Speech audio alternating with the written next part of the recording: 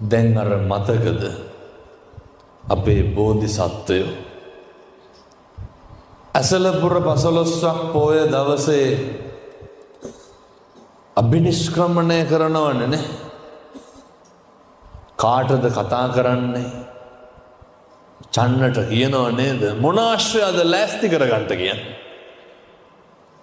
කන්තක සූදානම් කරන්න. පින්නතුනේ බෝධිසත්වෝ වෙනුවෙන් කී ලක්ෂයක් අශ්වය මාලිගාවේ ඉන්නද? කොච්චර ඉන්නද? අප්‍රමාණ විදියට අශ්වය හිටියා. බෝධිසත්වෝ චන්නමතියට කිව්වේ කවුරු තෝරගන්න කියලා? කන්තක ලෑස්ති කරන්න. මොකද ඒ කන්තක විතරක්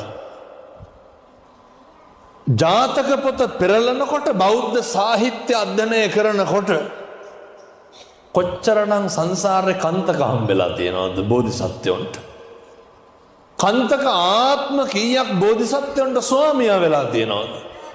ජාතක දේශනාව අවසානයේ බුදුහාමුදුරුවෝ කියනව නේද? එවකට කන්තක නම් අහවලාය කියලා.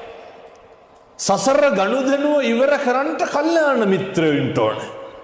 මොකද කල්යාණ මිත්‍රයෝ මත තමයි පින්නතුනේ අපේ පව් කුසල් සිද්ධ වෙන එක අඩුද වැඩිද කියන එක තීරණය වෙන්නේ.